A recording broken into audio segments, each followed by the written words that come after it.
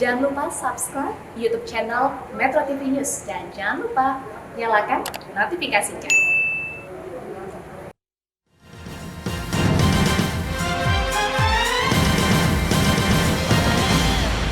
Saudara sekalian yang saya hormati, sejak pemerintah memutuskan pengalihan subsidi BBM untuk lebih tepat sasaran pada tanggal 3 September 2022 yang lalu, saya telah memerintahkan Menteri Keuangan, Menteri Sosial, Menteri Ketenagakerjaan untuk segera membagikan BLT BBM dan bantuan subsidi upah BSU.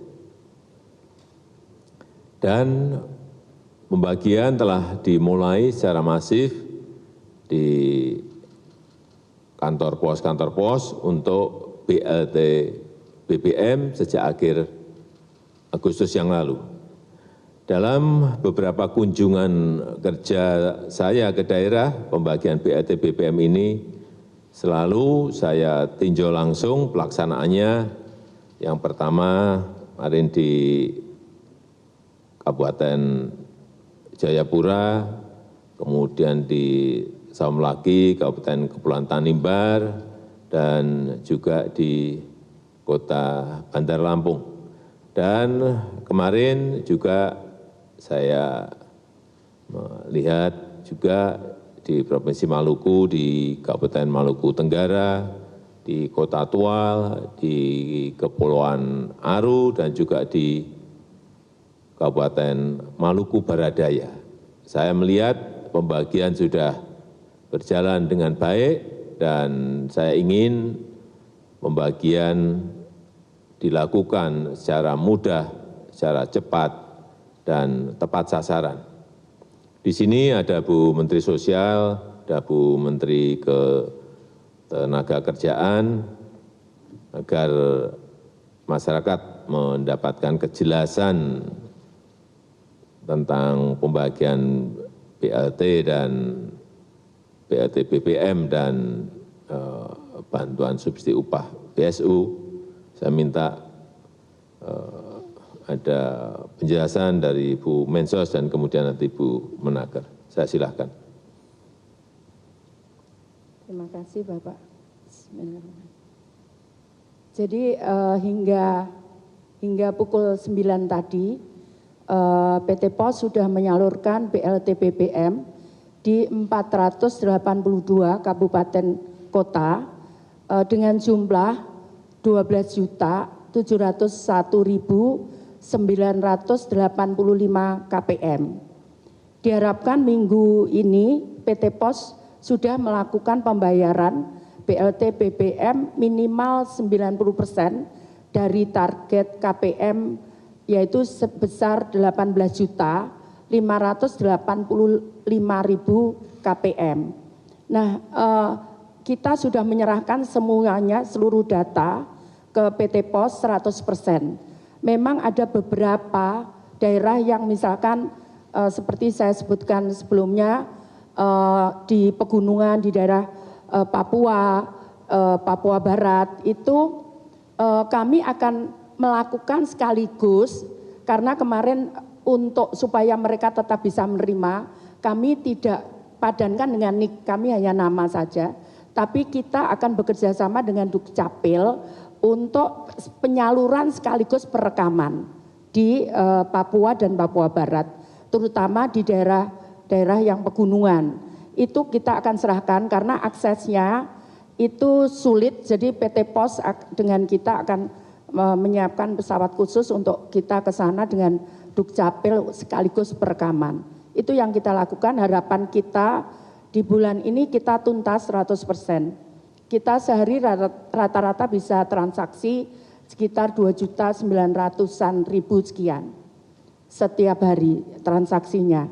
Nah kemudian yang ingin kami sampaikan, kami juga mendapatkan tambahan anggaran dari Kementerian Keuangan itu sebesar 400 miliar sekian. Nah, itu akan kami gunakan untuk di bulan Desember kami akan menyalurkan kurang lebih sekitar targetnya anak yatim piatu itu 946.863 anak, per anak 200.000 per bulan. Nah kemudian ini yang baru yang kami usulkan adalah lansia tunggal di atas usia 80 tahun yang mereka tidak ada yang rawat sendiri. Jumlahnya ada 334.011 jiwa, itu kita berikan makanan setiap hari, nanti makanannya uangnya bisa dititipkan ke Pak RT, Pak RW untuk mereka setiap hari memberikan makanan terutama lansia yang mereka sudah tidak berdaya dan dia tidak ada keluarganya. Jadi lansia tunggal. Totalnya tadi jumlahnya targetnya adalah 334.011 orang. Kemudian juga penyandang disabilitas. Ini bulan Desember kita akan bagikan penyandang disabilitas itu 98.934 orang. Jadi nilainya perharinya 21.000 untuk sesuai dengan jumlah harinya. Jadi kalau yang lansia tunggal itu 31 hari kali 1 bulan, kemudian penyandang disabilitas 31 hari 1 bulan. Nah kemudian kami ingin menyampaikan data, jadi penerima bantuan sosial itu bukan hanya dari Kementerian Sosial. Ada penerima bantuan sosial, ada yang di Bupenaker, ada juga yang dia subsidi gas, ada juga subsidi listrik. Jadi penerima bantuan bukan hanya di kami. Kalau dia tidak terlalu miskin, dia misalkan di kelompok kami, dia ditawari gas nggak mau. Karena dia nggak punya kompor gas, nah maka kemudian itu untuk grade yang lebih atasnya, seperti itu. Jadi kalau ada tanya kenapa BPS angkanya sekian, mereka akan tidak nerima bantuan, itu tidak betul. Karena ada subsidi listrik, ada subsidi gas, ada subsidi kesehatan, ada subsidi BPJS kesehatan, ada subsidi pendidikan. Jadi kalau mereka tidak nerima bantuan itu tidak betul. Kami menangani masalah data, ini dengan Kemenaker sudah kita matching dengan data kita supaya tidak ada double, sudah clear, kami sudah bisa sampaikan ke Menaker. Kami juga rutin memberikan data ke BPJS Kesehatan. Jadi kita cleansing kemarin sekitar bulan Oktober tahun lalu itu sudah clear kami. Bahkan untuk ini KPK menilai kami 100 untuk PBIJK untuk kesehatan. Kemudian yang berikutnya, jadi pada saat awal saya menerima data ini memang tidak ada desil. Dan menurut kami kenapa? Karena setelah itu memang kemudian kan ada COVID dan sebagainya. Sehingga kami harus menyalurkan juga. Nah permasalahannya untuk apa kita juga lakukan itu di Kementerian Sosial, karena bantuannya sama, kecuali saya bisa memberikan, oh ini yang parah kita bantu lebih gitu. Enggak, karena bantuannya sama berupa PKH dan BPNT. Jadi akhirnya sudah kita lari dengan jalan ini. Nah tapi yang utama adalah kita kembalikan sesuai dengan Undang-Undang 13 2011 bahwa data itu berasal dari daerah. Jadi sejak bulan awal tahun 2021 itu data kita kembalikan ke daerah dan daerah ngoreksi. Bahkan sampaikan apa bisa. Di Papua itu ada 4 daerah, Supiori, Bintuni, saya lupa yang 2-nya. Itu dia sudah melakukan pembenahan data 100%. Jadi itu dilakukan kita kembalikan, tapi yang ganda, yang itu yang kita tangani. Berikutnya seperti itu. Ini ada pertanyaan itu Bapak, mohon maaf. Kemudian yang kemiskinan ekstrem, saat ini kita lagi padukan, tapi kami sudah berjalan. Jadi kami sudah berjalan mulai bulan 3 bulan yang lalu kita sudah tangani. Jadi perilakunya bukan hanya dia menerima bansos, tapi kita perbaiki rumahnya, kemudian kita berikan usaha. Mereka pengen usaha apa? Misalkan itu tergantung mereka, bahkan sekarang ada yang sudah pendapatannya 6 juta, mereka siap, nanti tahun depan mereka tidak terima bantuan sosial, itu dari miskin ekstrim, seperti itu kira-kira. Kemudian karena kami ada 2, jadi whistleblower-nya KPK itu ada di kami untuk cek bansos, terus kemudian jaga bansos. Karena banyak sekali maka kemudian silakan kami punya comment center 24 jam. Jadi di situ bisa telepon, bisa langsung ditangani karena banyak sekali dari Menpan 1, dari KPK 2, dari kami 1. Jadi ada 4 pengaduan ini, belum usul sangga dan sebagainya. Saya kira begitu. Terima kasih Bu Mensos. Bu Menaker silahkan. Terima kasih Bapak. Sebagaimana arahan Bapak untuk mempertahankan daya beli pekerja atau buruh dalam memenuhi kebutuhan hidupnya sebagai akibat kenaikan harga, maka ada bantuan subsidi upah yang diberikan kepada pekerja atau buruh, mereka yang memenuhi ketentuan sebagaimana Peraturan Menteri Ketenagakerjaan Nomor 10 Tahun 2022. Data awal pekerja dengan upah 3,5 itu ada 16 juta. Kemudian setelah kami lakukan pemadanan, estimasinya sekitar 14.639.675 pekerja. Pekerja mendapatkan subsidi upah sebesar 600.000 yang dibayar sekaligus. Syarat penerima BSU, warga negara Indonesia dibuktikan dengan kepemilikan NIK, peserta aktif program jaminan sosial ketenagakerjaan BPJS Ketenagakerjaan sampai dengan bulan Juli tahun 2022. Kemudian mempunyai gaji atau upah paling banyak 3,5 juta, pekerja atau buruh yang bekerja di wilayah dengan upah minimum provinsi atau kabupaten kota lebih besar dari 3,5 juta, maka persyaratan gaji upah tersebut menjadi paling banyak sebesar upah minimum kabupaten kota atau provinsi dibulatkan ke atas hingga ratusan ribu penuh. Misalnya contoh, upah minimum teman-teman pekerja di DKI, upah minimumnya 4,7. Maka mereka tetap berhak mendapatkan BSU karena yang diberikan BSU di samping batas atasnya upah 3,5 atau senilai dengan upah minimum provinsi atau kabupaten kota. Ini ada pertanyaan dari teman-teman. Kemudian ini berlaku secara nasional. Jadi beda dengan subsidi upah tahun 2021 berdasarkan wilayah yang mengalami PPKM level 1.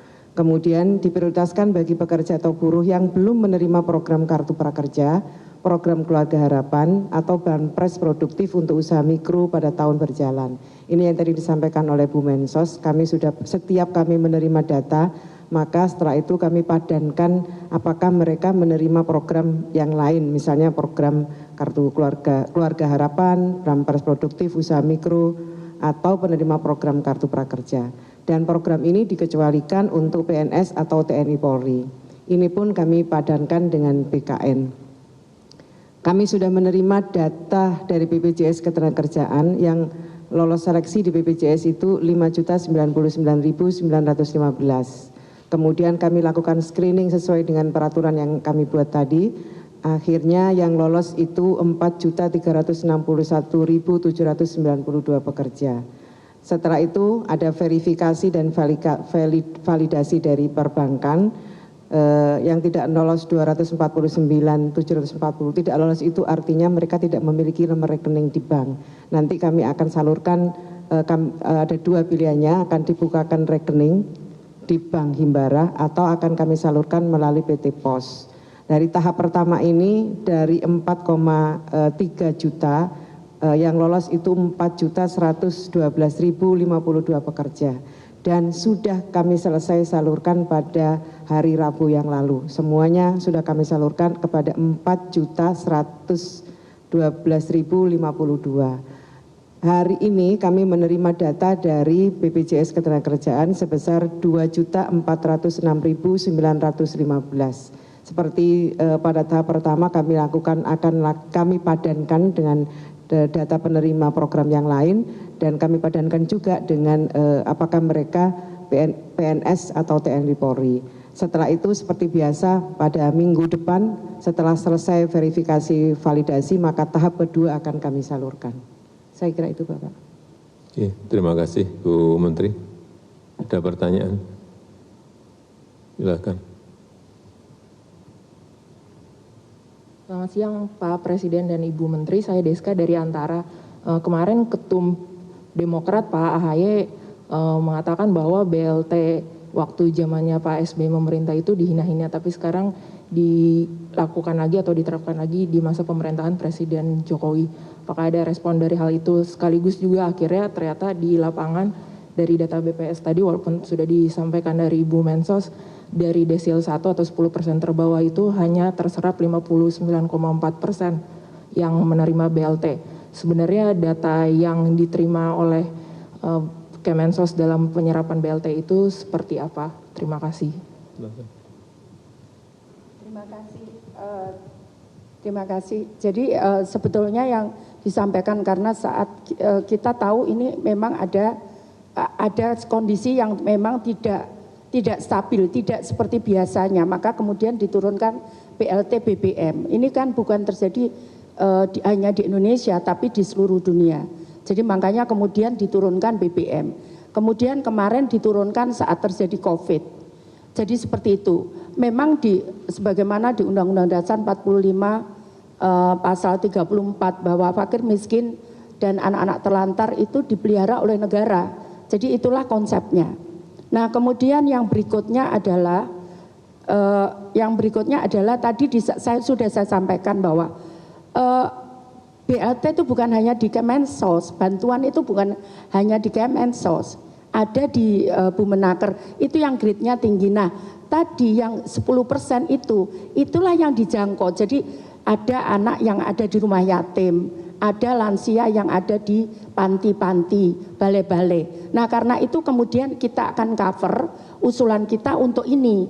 Tapi sebetulnya yang utama adalah bagaimana kemudian kita mengangkat, contohnya misalkan saat ini mereka belum punya data kependudukan. Kita harus coba bagaimana percepatan, karena itulah kemudian kita buat kerjasama dengan Dukcapil untuk kita percepat itu. Tapi memang ada harus keterlibatan semua pihak, bukan hanya pemerintah pusat, karena misalkan data kependudukan itu juga ada di daerah, kemudian keterlibat di provinsi. Nah itu yang kita harus kerjasama, tidak mungkin semuanya bisa diselesaikan oleh pemerintah pusat begitu. Jadi memang harus kita bekerja sama, karena contohnya misalkan banyak yang kita temukan juga dia nggak punya KTP, sehingga kami harus kalau membantu harus daftarkan dulu kependudukan. Nah ini kalau kita bisa sisir semua, seringkali kemudian contohnya misalkan kita nggak mau masuk di daerah penjara misalkan, dia juga banyak ya, kita data di sana, seharusnya begitu. Nah karena itu kemarin kita juga rapat dengan Dukcapil, bagaimana ini semua bisa tercover dengan data kependudukan, karena kalau enggak nanti keperiksa ada pemeriksaan kita juga nggak bisa, seolah-olah orang itu kosong itu kalau kemudian dipadankan dengan data kependudukan, seperti itu. Masih ada. Terima kasih Pak, saya Anto dari Harian Kompas.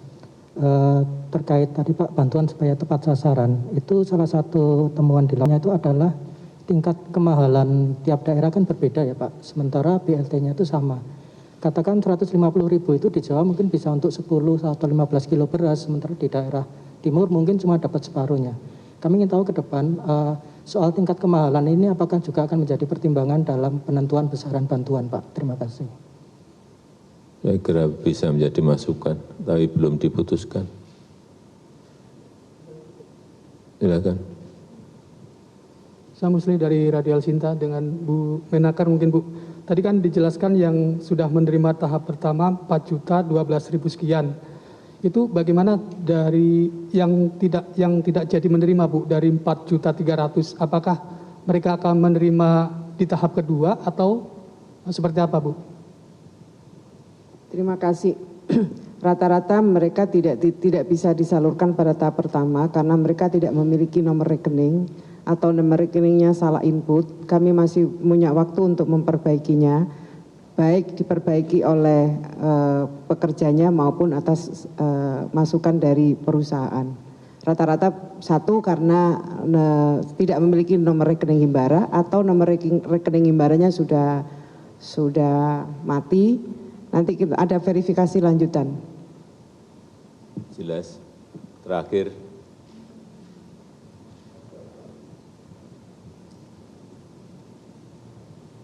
Selamat pagi Pak Presiden.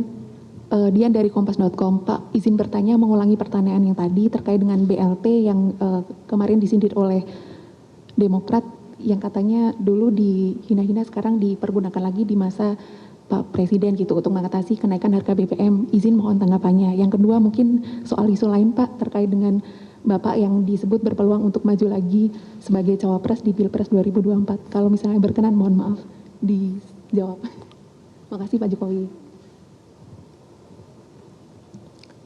Sejak awal saya sampaikan bahwa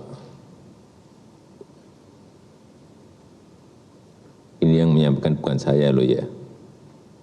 Urusan 3 periode sudah saya jawab.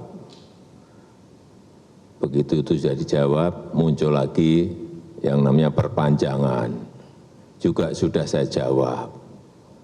Ini muncul lagi jadi wapres, itu dari siapa? Gitu loh. Kalau dari saya akan saya terangkan, kalau enggak dari saya enggak mau nerangin. Ya, itu aja. Terima kasih.